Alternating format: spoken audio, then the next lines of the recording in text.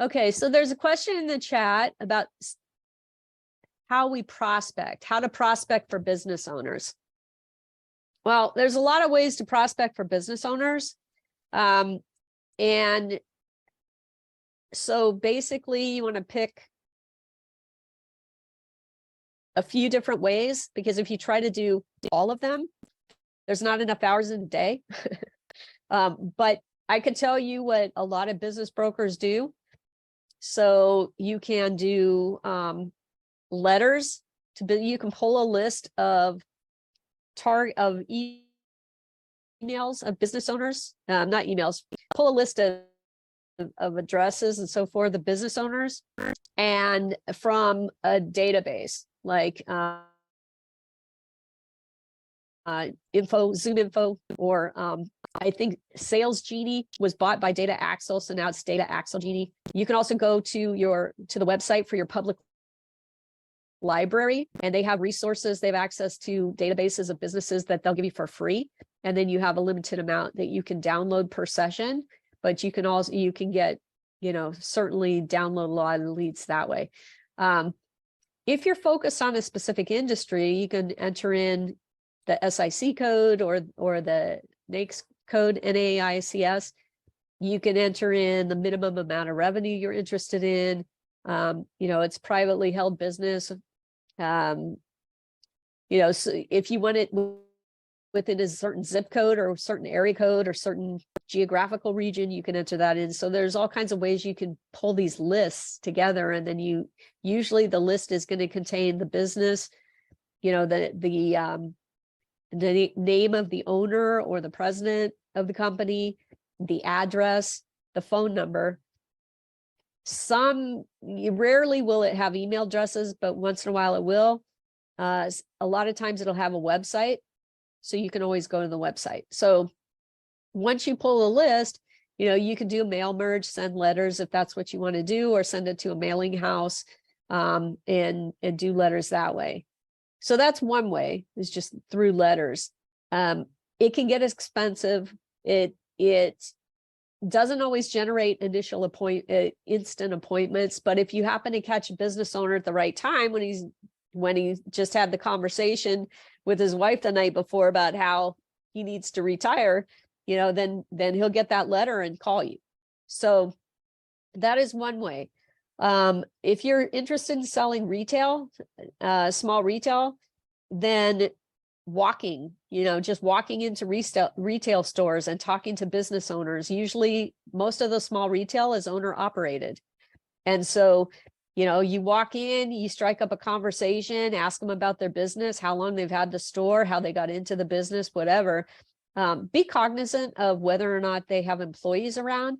Business sales is confidential, so you don't want to, in front of an employee, say, hey, by the way, do you want to sell your business?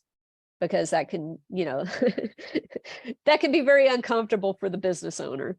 All right, so be cognizant of that. So you have, some people refer to that as bold calling.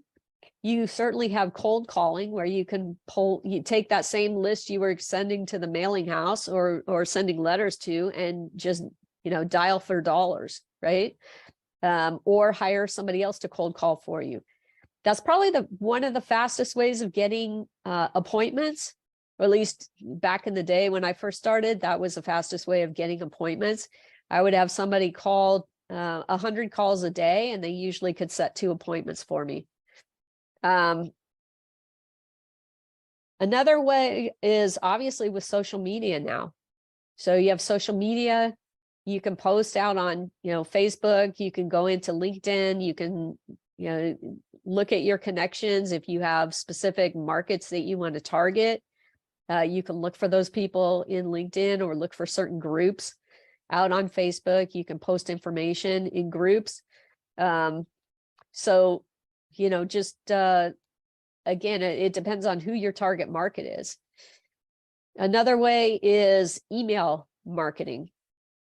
And, again, you're going to need a list, but you can take the list that you pulled from, the library free, right? And you can hire somebody on Fiverr because when you download it from that source, it's in a CSV file. So then you can go out to Fiverr and you can hire somebody very inexpensively to go research the emails and add those into your spreadsheet. So just create a Google sheet out of that CSV, share that with the person from Fiverr and tell them to research and fill in all of the email addresses associated with those contacts.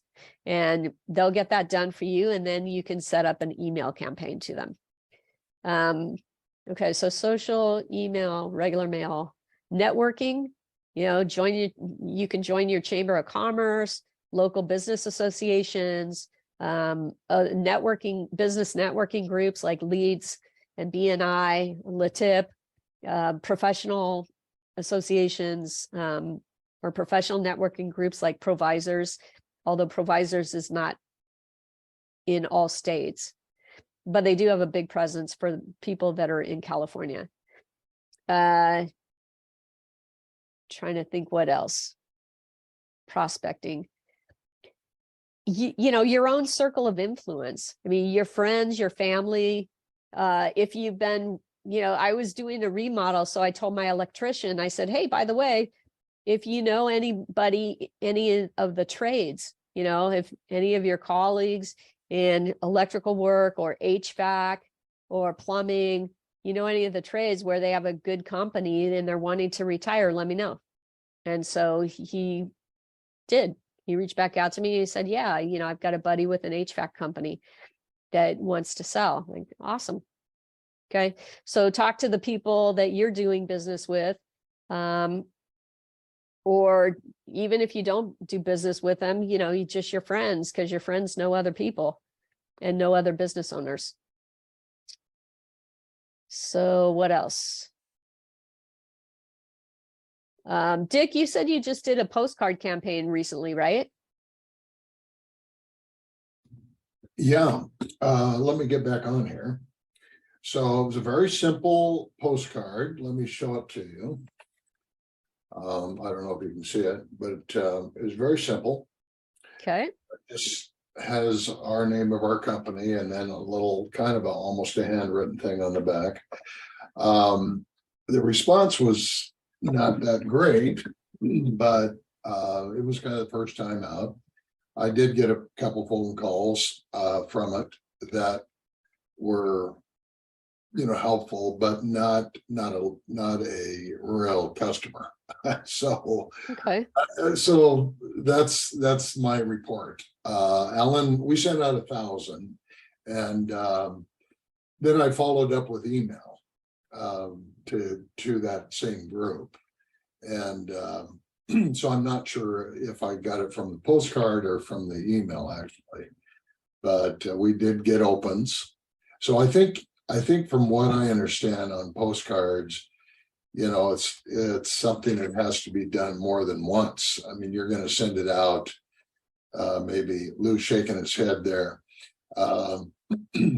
Some of you have any experience on postcards that you want to share with me? Yeah, on postcards, if you mail a postcard, the employees are going to see it. So what I do with the postcards, I have a whole bunch of postcards that I had a postcard campaign going on. Then I realized that if I mail it out to the individual, the employees are going to get it first. They're going to be saying, hey, well, you're selling the place. So what I do now is before the place even opens in the morning, go there about 7 o'clock in the morning and slide it under the door. Don't put it in the mailbox, slide it under the door, because that way the owner opens the door, he gets the postcard. He's the one that sees it, not the employees. On the letters, it should be a 3-letter campaign. The first letter, the people don't know who you are. They're going to throw it away. The second letter, they're going to see it and say, who is this guy? The third letter, they're going to open it up and concentrate. This guy's serious. At that time, you fall back into the walk-in and just like Tanya said, the cold call version. But you go in there and you ask, how's business going? If they say it's going terrible, do you want to sell? If they say it's going great, do you want to buy another place? So you already got your introduction with your 3 letters in there. They know who you are. You walk in there. If your pictures and the letters, they're going to recognize your face. Oh, I know you. Yeah, how's business going? Oh, it's going great. Hey, you want to buy another one? Oh, it's going terrible. You want to sell this one? So that's the way I use that campaign. The postcards, they were a great idea. But when somebody told me, all my employees saw this. Oh, that's right. So the postcards are great, but slide them under the door. Don't put them in the mailbox, because that's a federal violation. Just slide them under the door. Good tip, Lou. Thanks so much.